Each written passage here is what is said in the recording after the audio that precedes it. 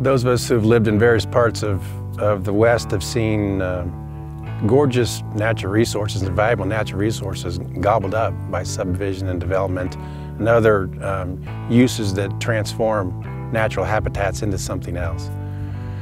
And this type of vision about the grasslands and the northern grasslands and what can we do while it's still there has been around for a while, but no one's ever taken it and actually put it to work.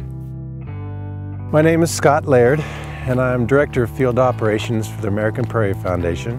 The mission of the American Prairie Foundation is to build and restore a large landscape-scale prairie-based wildlife reserve comprised of private land, state land, and federal land in a lease sense that is attached to these deeded lands. And over time, to build this multi-million-acre complex that reflects all the natural components of the northern glaciated plains in the form of plant and animal species. And within a few short years, we've got some 140,000 acres of deeded and leased land already put together.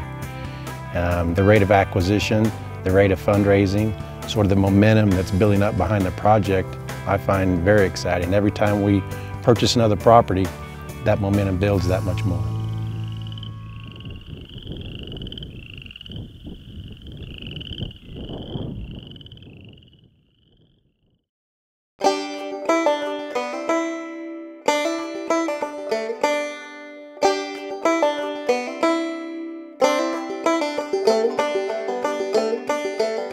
I'm George Whitten, Jr., and I've been here all my life. My grandfather homesteaded just right down there in those trees, and came here in 1897 and got his homestead papers were signed by Grover Cleveland in 1906, I believe. In about 1972 or 3, I started managing the ranch with my brother, and we worked together for several years, and then we split up, and we had gone to cattle by that time. And during the 80s, we were in dire straits trying to figure out how to make this place work, and we ran into a fellow by the name of Alan Savory, who made us look at these lands in a whole different way. And we realized we weren't really in the cattle business, but we were in the grass business.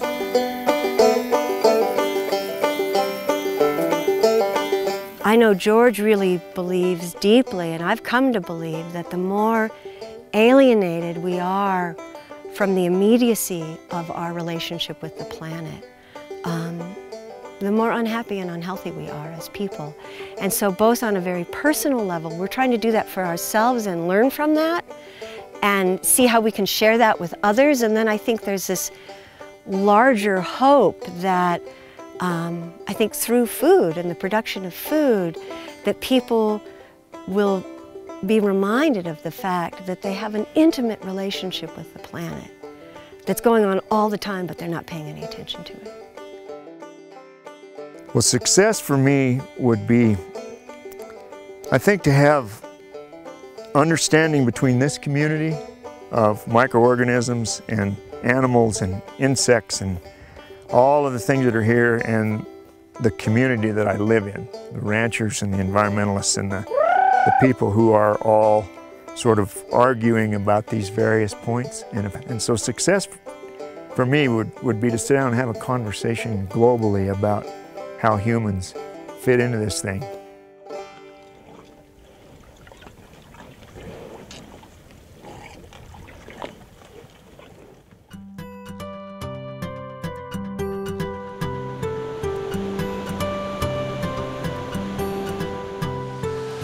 This dam behind me is large, 210 feet tall, but if you imagine what it's going to look like when that dam is gone, this tight, narrow canyon is going to be an amazing little gateway into a lush valley behind. It's going to be revegetated with Doug fir and Sitka spruce and all kinds of wonderful vegetation, as well as the habitat for fish and wildlife in there.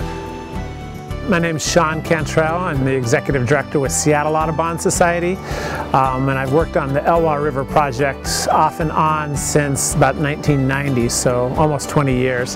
The most compelling part of the case for removing the Elwha dams was, in fact, the salmon restoration. The fact that salmon had been for hundreds, if not thousands of years, a mainstay of society in the Northwest.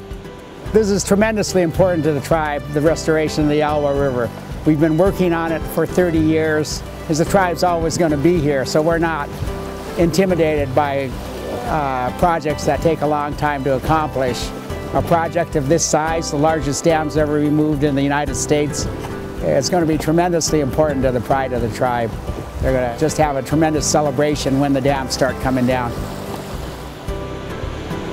My name's Robert Ellefson, and I'm the Elwha River Restoration Director for the Lower Elwha Clallam tribe. You know, one of the hopes I have when this project is over is to one day go upstream to Elkhorn, which is about 25 miles upstream, and catch a salmon and be able to eat it, a harvestable salmon.